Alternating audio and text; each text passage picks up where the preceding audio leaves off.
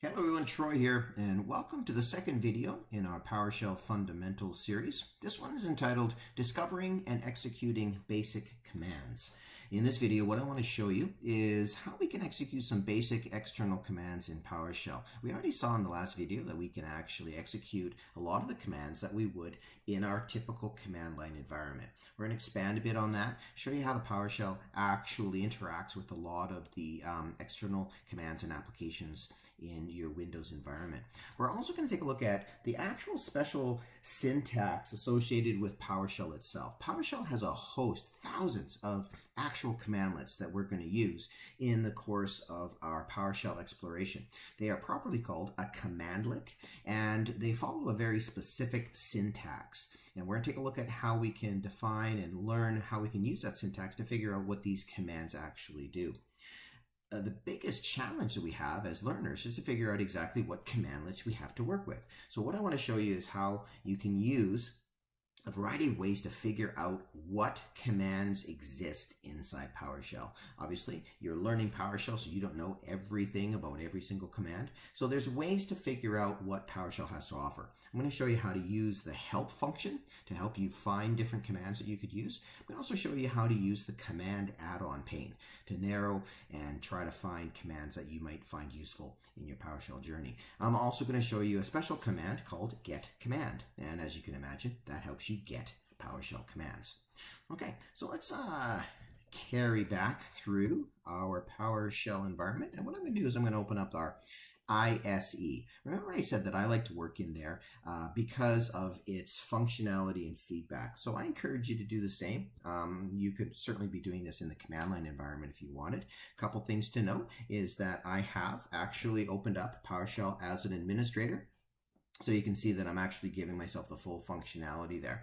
I also have a few of those extra panes open. I'm going to, for now, minimize my script pane, and I'm going to close this command line option here as well to give myself the maximum amount of room here. So what I'm just going to do is just sort of open this up a little bit, and you can see that I'm kind of just sort of cheating, and I'm using the ISE to show my command line interface.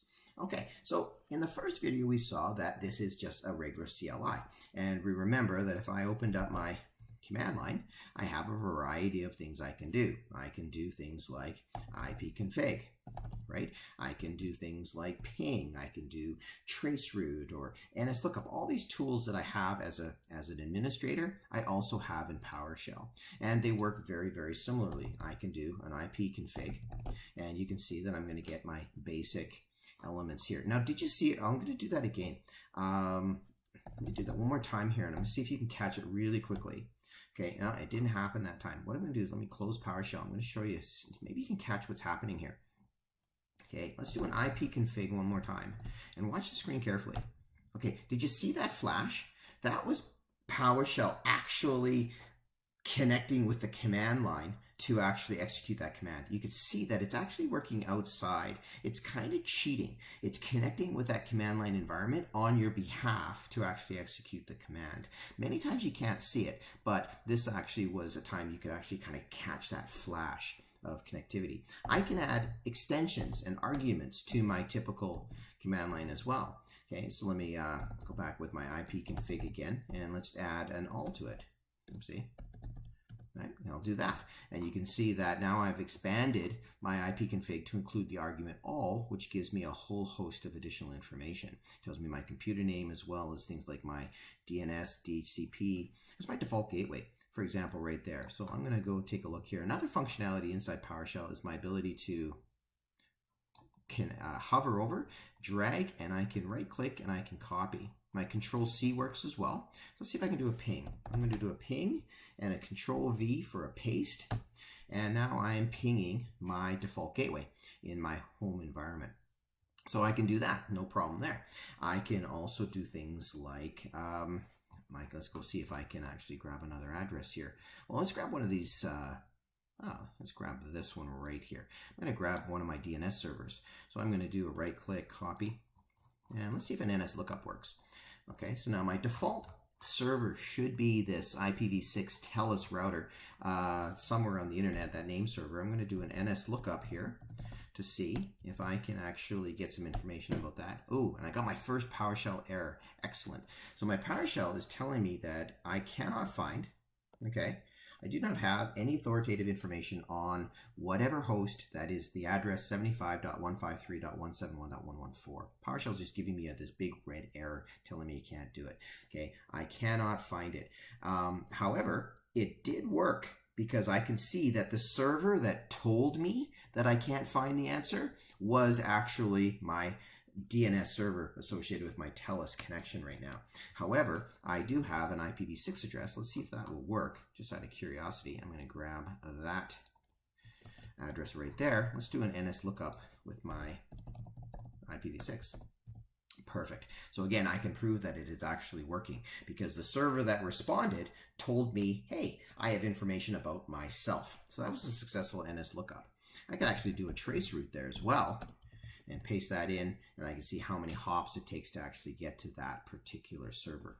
Okay, now you can see that it's actually doing some work and thinking. Gives me a great opportunity to show you another option I have here.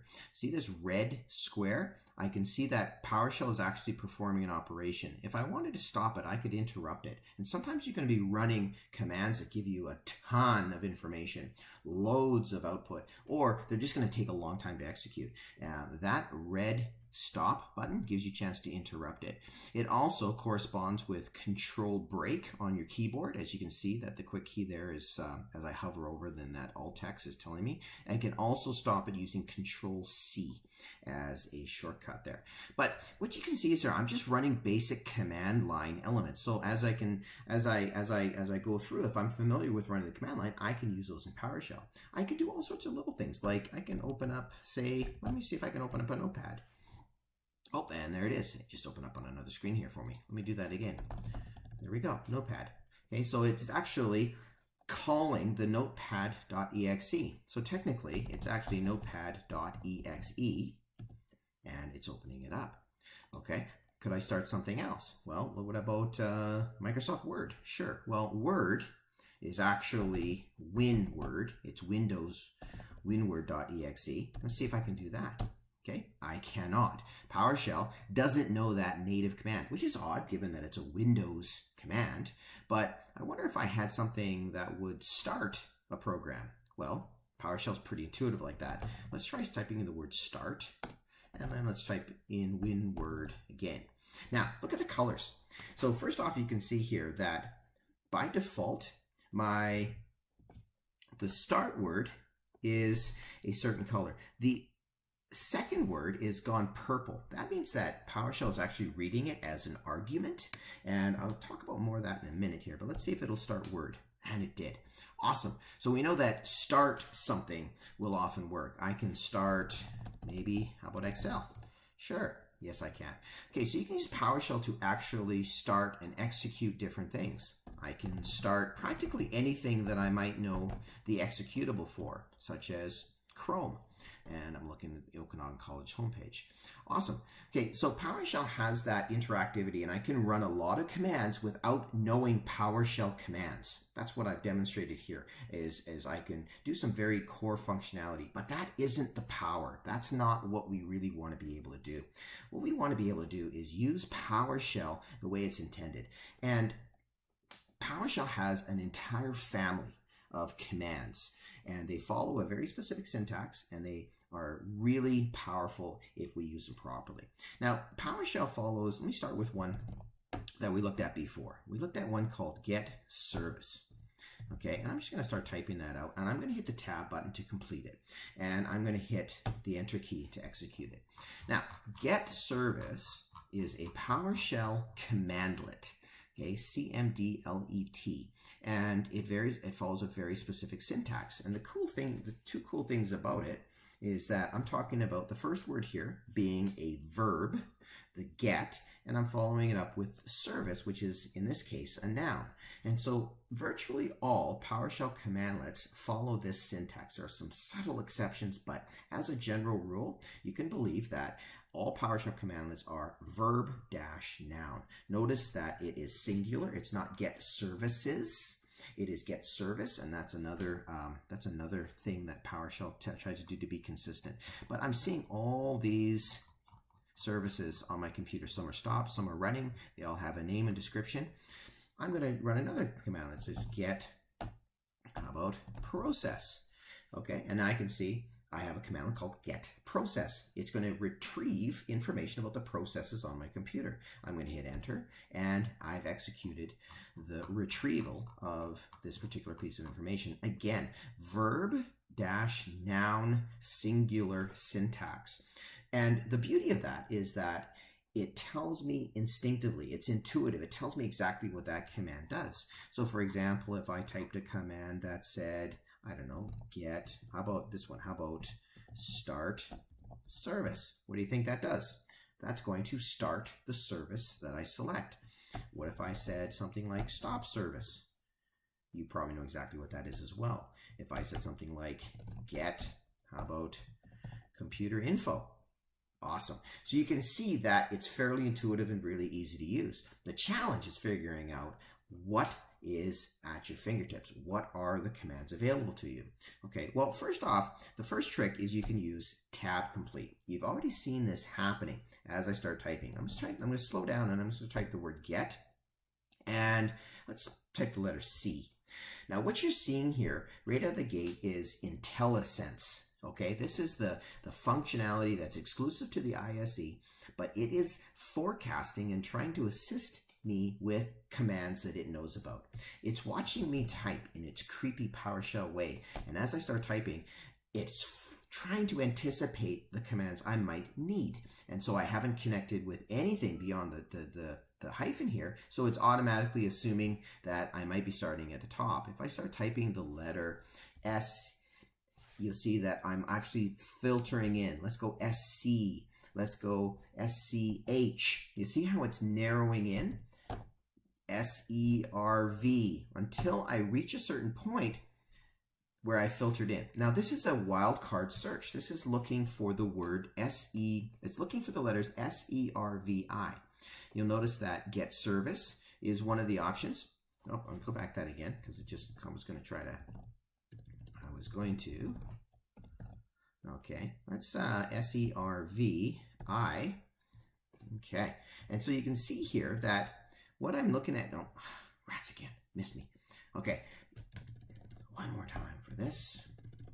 Get service. Okay, now, I was too slow. Let's look at the thing here. Okay, service itself is a wildcard search. If I start typing in get service, you'll see that it's searching for any commandlet that has the word service in it. Okay, as soon as I narrow it down to something that is unique, it's going to stop searching for me. Let's look at another one called get process. We saw that. Okay, you see that as I start typing in, it's finding everything with the word process in it. So I can use Intellisense to actually try to see what commands I have. Okay, if I wanted to say, let's say get S, and I'm going to hit tab complete. Okay, the first available S commandlet was get schedule job. Now I can hit the tab button again, and I can scroll through alphabetically all the commands here that it knows about. If I pass one that I want, maybe I want to be saying, oh, get SMB share, I want to go back to it. I can go back where I was with using the shift tab. So what I'm doing, everybody, is I'm just hitting tab to scroll through to see what commands are available. If I go too far, I can hit shift tab and it'll take me back to the top. Or as you saw, as I was painfully trying to show you how this works with the Intellisense, I was trying to catch it in action like this. The Intellisense gives me a view of what I'm looking at there. And now I've also caught a picture of over here. I've caught a picture over here is what we're going to call our parameters. Okay, now let's take a look a little bit deeper here. We've seen that a lot of these computers, or a lot of these commandlets rather, are fairly intuitive. Get service, awesome. Okay, but this gives me a list of all the services, right? It's not really specific. It just returned everything.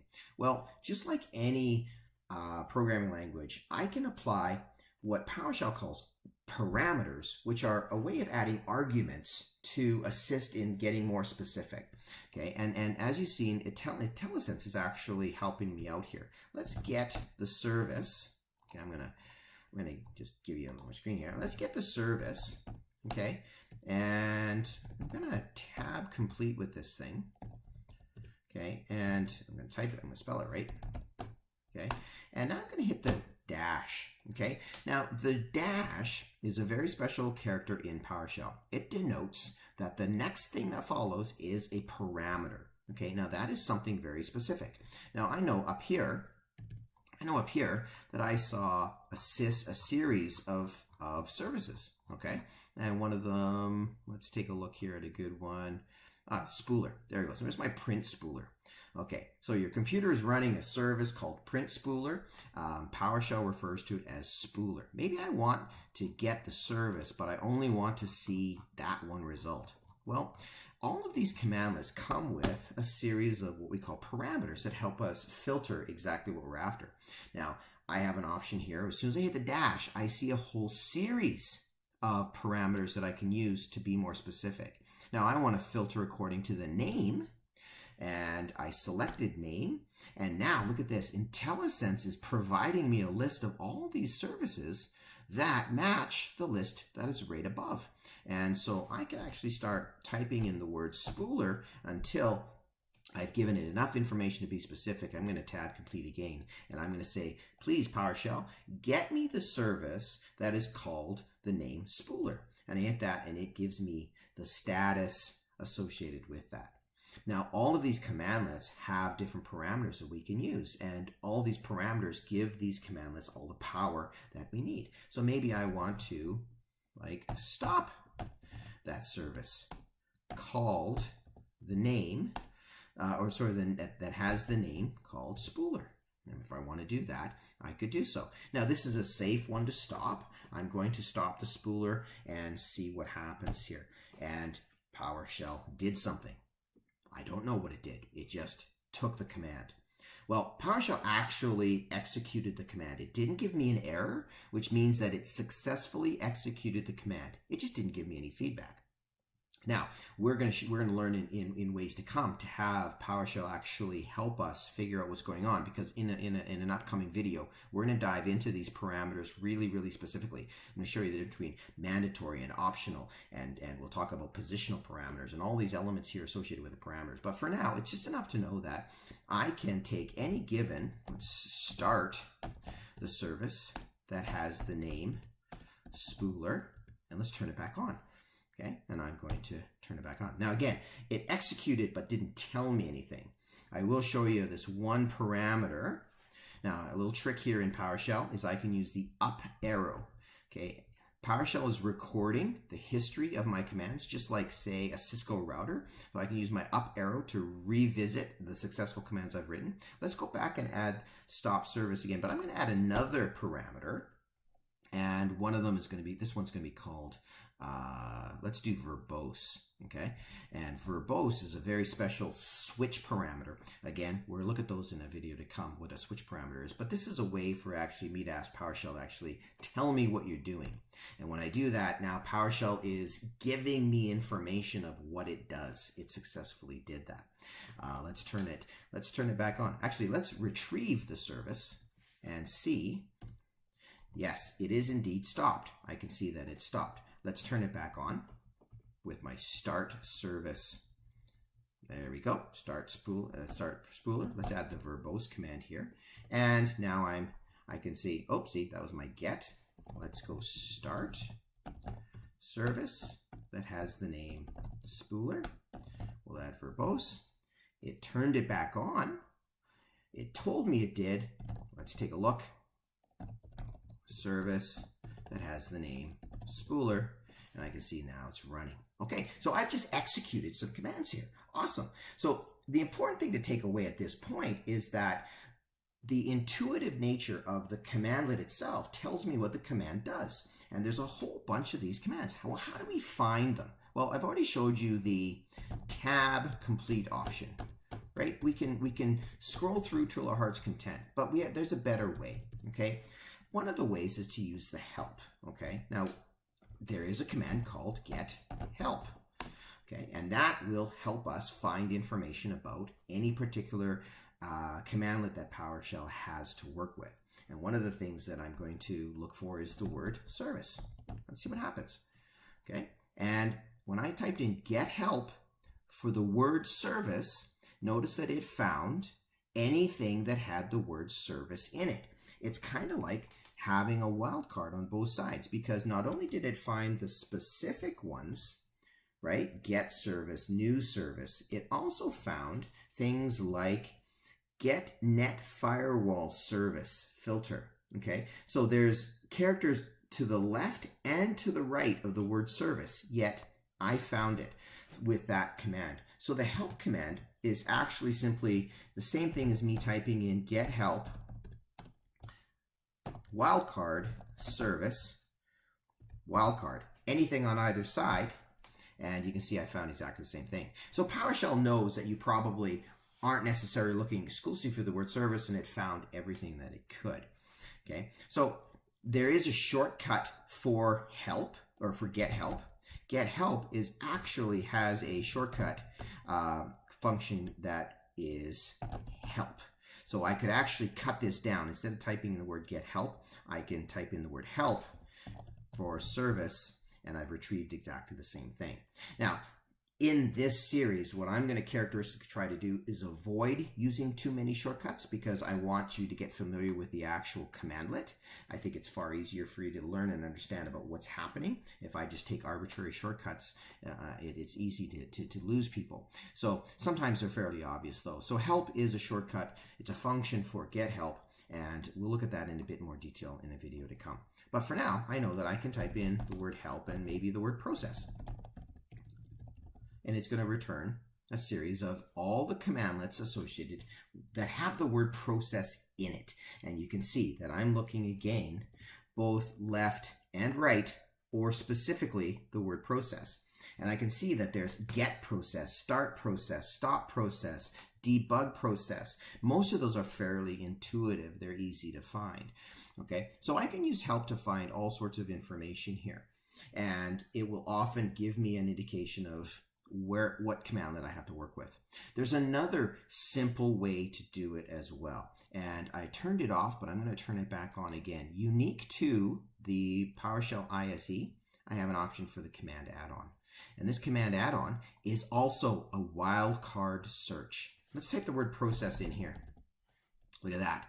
So now I have anything that has the word process in it. It's alphabetical here. Debug, enter, exit, get process. So I've returned essentially the same things here, only I've used a wildcard search right up here. I want to be careful that I'm searching all of the modules. Now we're going to look at what modules are again in a video to come, but these are sets of tools that contain groups of commandlets that accomplish certain tasks. I want to leave that on all, but I could type in the word service again here as well, and you can see that I've also found anything with the word service. So let's say I wanted to find something. What's a command that actually does something with the word, I don't know, file? Okay, well there's a lot of them. Look at anything with the word file here, right? There's tons here, and I can do the same thing over here, and you can see that I've got anything that results in the word file. Now that's not always easy.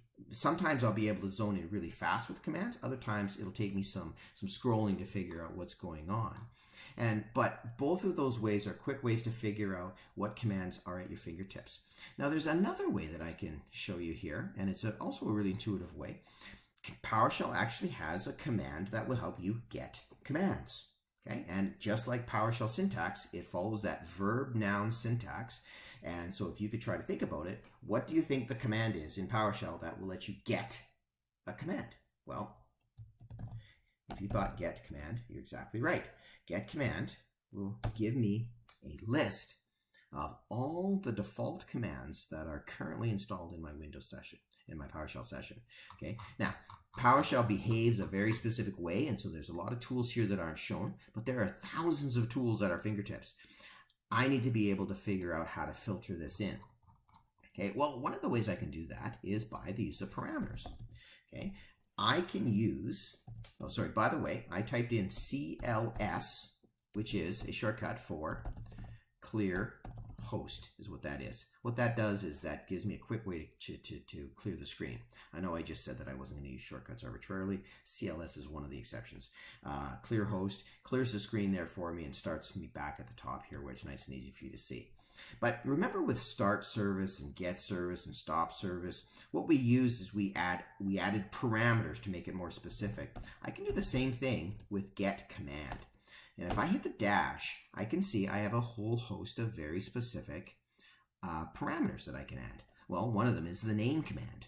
Okay, well, I can say, PowerShell, can you get me a command name? Well, let's find one that I know exists. How about get process? Sure. PowerShell, I'd like you to get the command named get process. And when I hit enter, it says, sure, there you are. Don't know why you need it. It's pretty straightforward. And I already knew that it existed because I had to verify that it was to type it in the parameter. So that's not really a useful way to do it. However, this is a simple way as well.